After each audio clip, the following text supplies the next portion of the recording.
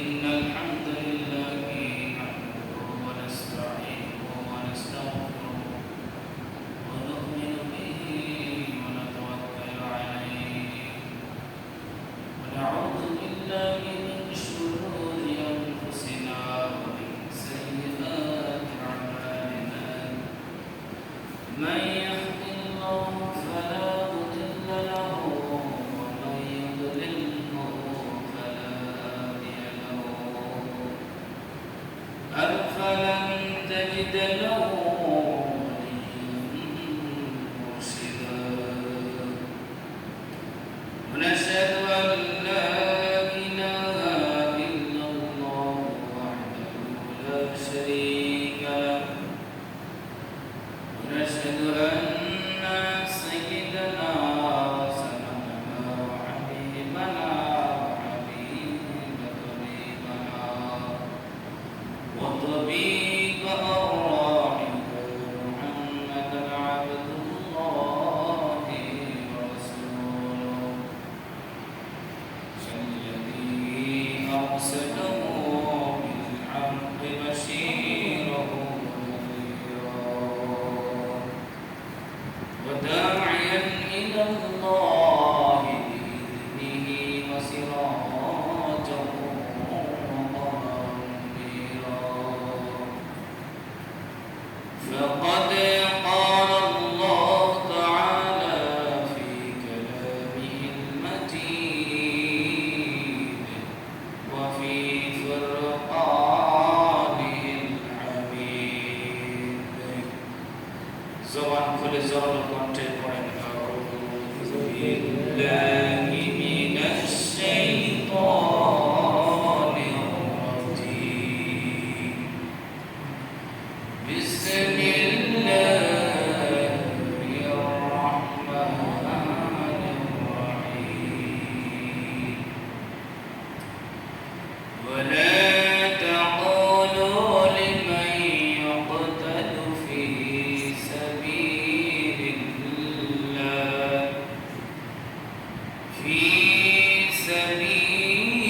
الله أموات بل أحياء ولكن لا تشعرون وقد قال الله جل وعلا في موضع آخر تبارك الذي بيده الملك وهو على كل شيء قدير الذي خلق الموت والحياة ليبلوكم أيكم أحسن عملا وهو العزيز الغفور صدق الله العظيم قال رسول الله صلى الله عليه وسلم فينادي مناد من السماء وأخرجوا في الجنة أو كما قال عليه الصلاة والسلام عن أبي هريرة رضي الله تعالى عنه قال قال رسول الله صلى الله عليه وسلم إن سورة في القرآن إن سورة في القرآن آية شفعت لرجل حتى غفر له وهي تبارك الذي بيده الملك أو كما قال عليه الصلاة والسلام إن الله وملائكته يصلون على النبي يا أيها الذين آمنوا صلوا عليه وسلموا تسليما درود إبراهيم زمان كله সবাই اللهم صل على محمد وعلى آله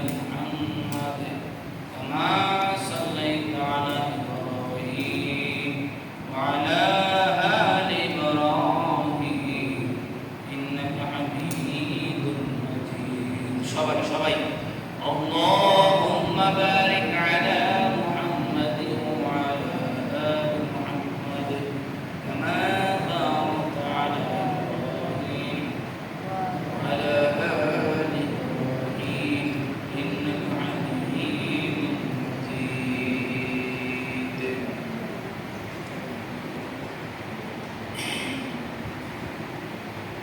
दुनिया में हो दुनिया का तलबगार नहीं हो, बदन से गुजर हो खरीदार नहीं हो।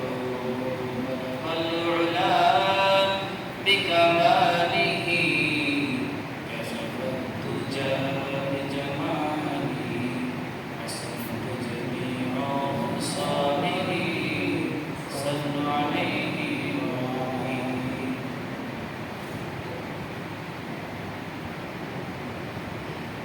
मुसलमान बोले दाबी करो नामाज पढ़ो ना, পড়লেই তুমি জান্নাত পাইবা তো সোজা না। আলহামদুলিল্লাহ সুম্মা আলহামদুলিল্লাহ যে মহান আল্লাহ রব্বুল ইজ্জত আপনাকে আমাকে হাজারো লাখ কোটি অসংখ্য অগণিত ব্যস্ততার থেকে ফারাক করে হাজারো শত কাজের ব্যস্ততাকে পিছনে ফেলে যে মহান মালিক আপনাকে আমাকে সুস্থ রেখে সপ্তাহের শ্রেষ্ঠতম দিন সর্বশ্রেষ্ঠ পয়গম্বরের উম্মত হয়ে সুস্থ রেখে জুমার নামাজ আদায়ের লক্ষ্যে পবিত্র শুক্রবার জুমার নামাজ আদায়ের লক্ষ্যে যিনি আপনাকে আমাকে 10 ভাই 10 সন্তানকে একত্রিত হয়ে জান্নাতের বাগানে উলামায়ে কেরামের সহবতে যে মহান মালিক আপনাকে আমাকে জাহান্নামের ভয়ে জান্নাতের আশায়, গুনাহের ভয়ে সওয়াবের আশায়, গুমরাহির ভয়ে হেদায়েতের আশায়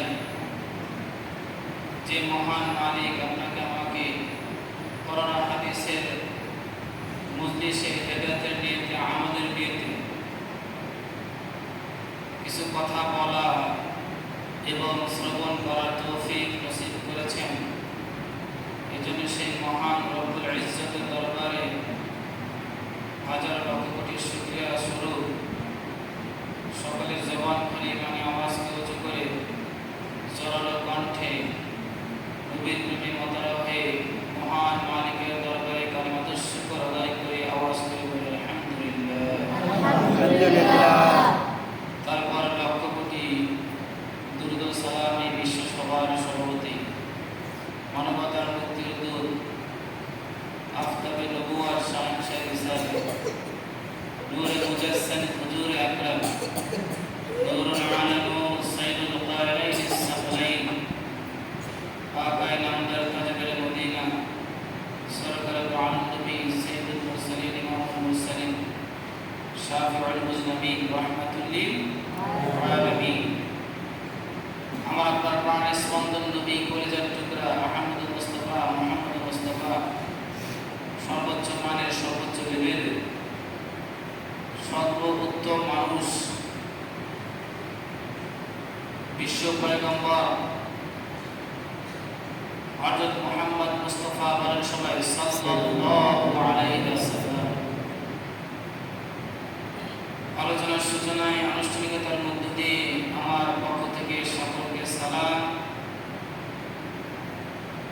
সালামের জবাব এরকম যারা আওয়াজ করে বলবেন আসসালামু আলাইকুম ওয়া রাহমাতুল্লাহি তাআলা ওয়া বারাকাতুহু। ওয়া আলাইকুম আসসালাম ওয়া রাহমাতুল্লাহি ওয়া বারাকাতুহু। গোটা কোরআনুল কারীমের থেকে আমি 2 নম্বর পৃষ্ঠা থেকে যে কোরআনুল কারীমের আয়াত পাঠ করেছি আর কিছু হাদিস পেশ করেছি, উক্ত তেলাওয়াতকৃত আয়াত এবং হাদিসকে সামনে রেখে কিছু কথা বলার ইরাদা পোষণ করছি। ওমা তাওফীক ইল্লা বিল্লাহ। মুহতারাম হাজির, আজকের একটা গুরুত্বপূর্ণ বিষয় আলোচনা যে আল্লাহর রাস্তায় জীবন যারা ব্যয় করেছে করেছে, আল্লাহ রাস্তায় যারা লড়াই করে জীবনকে শহীদ করে দিয়েছে, আল্লাহ পাকের ঘোষণা অনুসারে তারা মৃত না, তারা জীবিত। বলে নামাজ করে তারা কি জীবিত। সে আয়াতকে উদ্দেশ্য করে আমি 7 শ্রেণীর মানুষের মৃত্যুর পরে তাদের হিসাব নিকাশ হবে না সেই বিষয়ে আলোচনা করব ইনশাআল্লাহ আজিজ। 7 শ্রেণীর মানুষ যারা মৃত্যুর পর তাদের কোনো হিসাব নিকাশ হবে না, কবরে কোনো প্রশ্ন হবে না। আচ্ছা বলেন তো সবাই, পরীক্ষা দিয়ে পাশ করা ভালো না পরীক্ষা ছাড়াই পাশ করা ভালো? কি বলেন যুবক ভাইরা, পরীক্ষা ছাড়াই পাশ করা ভালো না?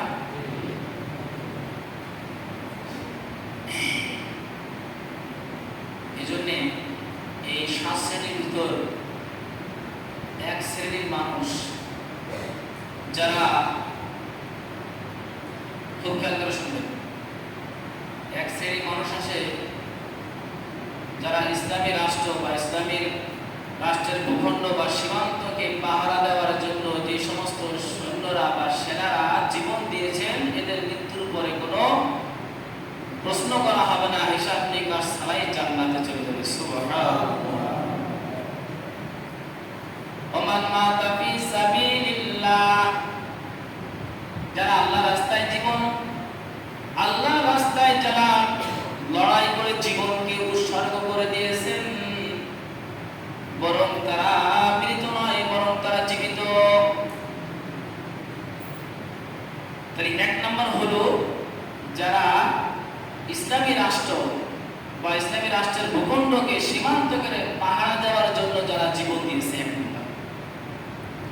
2 নম্বর হলো মান মাতা ফি সাবিলিল্লাহ, যারা আল্লাহ রাস্তায় জীবন দান করেছে, যারা আল্লাহ রাস্তায় লড়াই করে জীবন দিয়েছে, তারা মৃত নয়, তারা জীবিত। এজন্য কোরআনুল কারীমে আল্লাহ পাক রব্বুল আলামিন 2 পারার 2 নম্বর পৃষ্ঠার মধ্যে আল্লাহ তাআলা ঘোষণা করেন, এই যে দিকে খেয়াল করেন, ওয়ালা তাকুলু লিমান ইউকতালু ফি সাবিলিল্লাহি আমওয়াত বাল আহয়াউ ওয়ালাকিন লা তাশউরুন। আল্লাহ পাক বলছেন, আল্লাহ সুবহানাহু ওয়া তাআলা বলছেন, তোমরা এই কথা বলো না, ওয়ালা তাকুলু, তোমরা এই কথা বলো না, লিমান ইউকতালু ফি সাবিলিল্লাহি আমওয়াত, যারা আল্লাহর রাস্তায় জীবন দিয়েছে এরা মৃত। তোমরা এই কথা বলো না, ঘোষণা করতেছেন কি? আর যারা আওয়াজ করে বলেন কি? আল্লাহ। বাল আহয়াউ ওয়ালাকিন লা তাশউরুন, বাল আহয়া, বরং তারা জীবিত, বরং তারা কি জীবিত। ওয়ালাকিন লা তাশউরুন, তোমাদের কোনো খবর নেই, এই বিষয়ে তোমরা জানো না। মুহতারাম হাজিরিন, 2 নম্বর পয়েন্টে আলোচনা করতেছিলাম, যারা আল্লাহ রাস্তায় জীবনকে উৎসর্গ করবে, যারা আল্লাহ পাকের রাস্তায় যারা লড়াই করে জীবনকে বিলিয়ে দেবেন, তারা জীবিত। ঘোষণা করছেন কে? আল্লাহ। নাম্বার 3 নাম্বার শ্রেণীর মানুষ হলো যারা প্রতিনিয়ত রাতে ঘুমানোর পূর্বে সূরাতুল মুলক পাঠ করছে। সুবহানাল্লাহ বলেন না? সুবহানাল্লাহ। কোরআনুল কারীমের 29 পারার 1 নাম্বার পৃষ্ঠার মধ্যে আল্লাহ পাক একটা সূরা রাখছেন, সূরাতুল মুলক, যে বিষয় পয়গম্বর, বিশ্ব পয়গম্বর আল্লাহর হাবিব সাল্লাল্লাহু আলাইহি ওয়াসাল্লাম বলেন, যে হাদিসটা বর্ণনা করেছেন আবু হুরায়রা 5374, যে মুহাদ্দিস 5374 হাদিস বর্ণনা করেছেন। عن أبي هريرة رضي الله عنه قال قال رسول الله صلى الله عليه وسلم إن سورة في القرآن آية شفاعة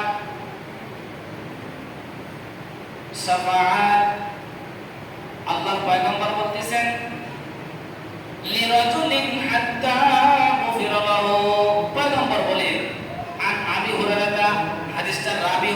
আবু হুরায়রা, নাম কি? আবু হুরায়রা রাদিয়াল্লাহু তাআলা বর্ণনা করেন রাসূল করিম সাল্লাল্লাহু আলাইহি সাল্লাম বলেন, ইন্না সূরাতা ফিল কুরআন, ইন্না সূরাতান ফিল কুরআন, কোরআনের কারিমের মধ্যে একটা সূরা আছে যে সূরাটা আয়াতুন শাফাআতলি যে ব্যক্তির জন্য শাফায়াত করবে, ওয়াইয়া তাবারাকাল্লাযী বিয়াদিহিল মুলক। বলেন সূরাটার নাম কি? সূরাতুল মুলক। আওয়াজ করে বলেন সূরাটার নাম কি? সূরাতুল মুলক। হযরত ইবনে আব্বাস রাদিয়াল্লাহু তাআলা আনহু হতে বর্ণিত, নবী করিম সাল্লাল্লাহু আলাইহি সাল্লামের দরবারে এক সাহাবী আসতেছেন, এসে বললেন, ইয়া রাসূলুল্লাহ, ইয়া হাবিবাল্লাহ, ইয়া নবিয়াল্লাহ, আমি এক জায়গায় তাবু গেড়েছিলাম, তাবু খুঁটি গেড়েছিলাম, আমি জানি না যে এখানে কবর ছিল, কবরের উপর যখন খুঁটি গাড়লাম ওই কবর থেকে, ওই কবরের ভিতর থেকে আওয়াজ আসতেছে কোরআন কারীমের তেলাওয়াত। কোরআন কারীমের তেলাওয়াত যখন আসতেছে আমি খুব জ্ঞানের সাথে শুনলাম কি তেলাওয়াত আসতেছে, কোরআনের কোন আয়াত। তখন সে জ্ঞানের সাথে শুনলো এই কবর থেকে সূরাতুল মুলকের আয়াত, সূরাতুল মুলকের তেলাওয়াত চলতেছে। সুবহানাল্লাহ। কবরের ভিতর কিসের সূরা? সূরাতুল মুলকের তেলাওয়াত চলতেছে। নবীজির দরবারে বলতেছি, ইয়া রাসূলুল্লাহ, ইয়া হাবিবাল্লাহ, আমি তো এরকম এক জায়গায় এরকম তাবু গাড়ছিলাম, এমন অবস্থায় এইখানে যে কবর ছিল আমার এটা জানা ছিল না। ইয়া রাসূলুল্লাহ, ইয়া হাবিবাল্লাহ, আপনি আমাকে বলেন এই বিষয়টা কি? তখন পয়গম্বর বলতেছেন যে এই লোকটা দুনিয়ার জমিনে জীবিত থাকা অবস্থায় কোরআন কারীমের ঘুমানোর পূর্বে রাতে রেগুলার নিয়মিত সূরা মুল তাবারাকাল্লাযী পড়া তারপরে ঘুমাইতো। সুবহানাল্লাহ বলবেন না? সুবহানাল্লাহ। মুহতারাম হাজিরিন, সেই কোরআন কারীমের সূরাতুল মুলক এত পাওয়ার, কোন বান্দা সূরাতুল মুলক পড়বে প্রতিদিন রেগুলার পড়ার কারণে ওই ব্যক্তি মারা যাওয়ার সাথে সাথে কবরের চারিপাশে, মুর্দার চারিপাশে সূরাতুল মুলক পাহারাদার সিকিউরিটি গার্ড হয়ে যাবে। সুবহানাল্লাহ বলেন। সুবহানাল্লাহ। সিকিউরিটি গার্ড হয়ে যাবে সূরাতুল মুলক, এমন পাওয়ারের সূরা। খালি সিকিউরিটি গার্ডই হবে না, মুনকার নাকির যখন প্রশ্ন করতে আসবে, মুনকার নাকির বলবে যে খায়ার কাম কাজ নাই না, যাও সরো, এই ব্যক্তি ঘুমাইছে, এই ব্যক্তি আমাকে তেলাওয়াত করছে দুনিয়ার জমিনে, যদি আমার সুপারিশ যদি না মানা হয় তাহলে আমাকে কোরআন থেকে মিটায় দাও। হাদিসের মধ্যে আছে না এরকম, আমাকে মিটায় দাও। তখন আল্লাহর কাছে বলবেন মুনকার নাকির, আল্লাহ এই কোন কার কাছে বানাইছেন, এর কাছে প্রশ্ন করতে যেতে এই উল্টা আমাকে ধমক মারে। একজন দাঁড়া হয়ে গেছে, পরে আল্লাহ পাক আসমান থেকে আওয়াজ করবে, আসমান থেকে আওয়াজ হবে, ফায়ুনাদি মুনাদিন মিনাস সামা, আসমান থেকে আওয়াজ আসবে, আমার এই বান্দার উপর আমি খুশি হয়ে গেছি। সুবহানাল্লাহ পড়ে, আমি বান্দার উপর খুশি হয়ে গেছি। ওয়াকিশু ফিল জান্নাহ, দুনিয়াতে সে মৃত্যুবরণ করার পর সাদা সাদা কাপড়, সাদা কাপড়ের কাপড়, কম দামের কাপড় পরে দুনিয়াতে কবরে রাখছে, আমি আল্লাহ ঘোষণা, পয়গম্বরের মাধ্যমে ঘোষণা আসতেছে, জান্নাতের বিছানা তাকে বিছায় দাও, পোশাক পরায় দাও। সুবহানাল্লাহ। ওয়াকিশু ফিল জান্নাহ, জান্নাতের পোশাক পরিধান করে দাও। দুনিয়াতে যখন মানুষ মারা যায় কি বলেন, কাপড়ের কাপড় পরায় না, না দামি কাপড় পরায়, না রেশমি কাপড়, সাদা সিধা কাপড়ের কাপড় পরায় দেয়। আল্লাহর পক্ষ থেকে ঘোষণা আসে, এই ব্যক্তি সূরা মুলক তেলাওয়াত করছে, আমি আল্লাহ ঘোষণা করলাম তাকে জান্নাতের পোশাক, জান্নাতের বিছানা বিছিয়ে দাও কবরের মধ্যে। সুবহানাল্লাহ। নাম্বার কয় নাম্বার চলতেছে? 3 নাম্বার। বলেন কয় নাম্বার? 3 নাম্বার। নাম্বার 4, 4 নাম্বার শ্রেণীর মানুষের কথা বর্ণনা করতেছিলাম। 4 নাম্বার হলো আজকে কি বার বলেন তো, আওয়াজ করে? শুক্রবার, জুমার দিন। এই শুক্রবারের দিনে বা অথবা রাতে কোন ব্যক্তি যদি মারা যায়, তার কবরে কঠিন আযাব ফিতনাত থেকে আল্লাহ পাক মুক্ত করে দেবে। বলেন সুবহানাল্লাহ। শুক্রবার রাতে অথবা দিনে। আমরা অনেক সময় মানে একটু ভুল ধারণা করি, শুক্রবার রাতে বলতে কি শুক্রবার দিন যে রাতে, বিষয়টা এরকম মনে করি না? না ভাই, এরকম না। সুতরাং বৃহস্পতিবার দিন যেই রাতটা আসে ওইটাকে বলে শুক্রবার রাত, ওইটাকে বলে কি শুক্রবারের রাত, দামি রাত, যে 2টা রাতে বান্দার আমলনামা পৌঁছায়, সোমবার আর বৃহস্পতিবার। এই শুক্রবারের রাতে অথবা দিনে কোনো ব্যক্তি যদি মারা যায়, তবে ঈমানের হালতে, এমন মরে গেছে মনে করেন বেদর্মী, ওই মরে গেলে কি হইব? শুক্রবারে আল্লাহর কবর আযাব মাফ করব হইব? ঈমানান ইহতিসাবান গুফিরা লাহু, ঈমানের হালতে মরতে হবে মুসলমান। তার 4 নাম্বার হলো শুক্রবার রাতে অথবা দিনে কোনো ব্যক্তি যদি মারা যায় ঈমানের হালতে, আমল নিয়ে যদি কবরে যায়, আল্লাহ পাক রব্বুল আলামিন তার কবরের আযাবকে মাফ করে দেবে, কবরের কঠিন ফিতনা থেকে মুক্ত করে দেবে। সুবহানাল্লাহ। কয় নাম্বার চলতেছে? 4 নাম্বার। 5 নাম্বারে ঢুকে দিই। 5 নাম্বার হলো আমার মা কাফিল, আমার মা কাফিল ফাতালু ফাহুয়া শাহীদুন। আল্লাহ রাসূল বলেন আমার মা কাফিল মাকতালু ফাহুয়া শাহীদুন। বিশ্ব পয়গম্বর আল্লাহর হাবিব সাল্লাল্লাহু বলেন সাল্লাল্লাহু আলাইহি ওয়াসাল্লাম বলেন যে ব্যক্তি পেটের পীড়ায়, পেটের ব্যথায়, পেটের রোগে আক্রান্ত হয়ে মারা যায়, ওই মুসলমান এর মৃত্যুর পরেও কোনো প্রশ্ন করা হবে না, হিসাব নিকাশ ছাড়াই সে জান্নাতে চলে যাবে। সুবহানাল্লাহ। আরো জোরে আওয়াজ করে বলেন না সুবহানাল্লাহ। জবান তুলে খালি এখান থেকে নাড়াচাড়া করবেন, আপনার এই আমলের বিনিময়ে জান্নাতে ফল হবে, বিভিন্ন রকমের ফল হবে, বিভিন্ন আইটেমের ফল হবে।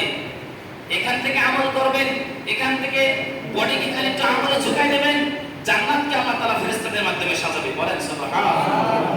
মুহতারাম হাজিরিন, বলতেছিলাম 5 নাম্বার। কয় নাম্বার মনে আছে না? নাম্বার 6 নাম্বার হলো যেই সন্তানগুলো, ক্ষেত্রে শুনতেছেন আপনারা সবাই? শুনতেছেন তো? যেই বাচ্চাগুলো নাবালেগ শিশু, বাচ্চাগুলো মারা যায় মায়ের পেটে থাকা অবস্থায়, হয় না এরকম ঘটনা? হয় না এরকম? কয়েকদিনের বাচ্চা হয়েছে, কয়েক বছর হয়েছে মারা গেছে, নাবালেগ শিশু বাচ্চা। এই বাচ্চাগুলো যখন মারা যায় তখন এই বাচ্চাগুলো মৃত্যুর পরে কোনো প্রশ্ন করা হবে না, তাদেরকে ডাইরেক্ট কোথায়? জান্নাতে। আওয়াজ করে বলেন কোথায়? ফাদখুলি ফি ইবাদি ওয়াদখুলি জান্নাতি। তারা ডাইরেক্ট জান্নাতে প্রবেশ করবে। ইবনে কাসিরের মধ্যে আসছে যে এই বাচ্চাগুলো যখন মারা যায় তখন এই বাচ্চাগুলোর রূহগুলো জান্নাতে পাখি হয়ে, বাচ্চার রূহগুলো জান্নাতের পাখি হয়ে উড়ান দিয়ে বেড়ায়। আবার ইব্রাহিম আলাইহিস সালাম এদেরকে লেখাপড়া করেন, এটাও আছে। তো এই বাচ্চাগুলো যখন জান্নাতে যাবে, যাওয়ার পরে আল্লাহর কাছে বলবে, আল্লাহ আপনি আমাদেরকে জান্নাত দিয়েছেন, দুনিয়াতে আমাদের কম সময় হায়াত দিয়ে পাঠাইছিলেন, মায়ের গর্ভে মৃত্যু দিয়েছেন, মওত দিয়েছেন, কয়েক বছর ছিলাম, কয়েকদিন ছিলাম, আবার নিয়ে আসছেন। আল্লাহ আমরা জান্নাত পাইছি, আলহামদুলিল্লাহ আলহামদুলিল্লাহ। আল্লাহ আমাদের একটা আরজু আছে। কি আছে বলেন? আরজু আছে, একটা আবেদন আছে। আল্লাহ আমাদের পিতামাতা যারা আমাদের মায়ের মহব্বত আমরা যাদের পাই নাই, আমরা এত কম সময় চলে আসছি দুনিয়া থেকে, আল্লাহ আমরা আপনার কাছে আরজু করতেছি আমাদের বাবা মাদেরকেও আমাদের জান্নাতে দিয়ে দেন। সুবহানাল্লাহ।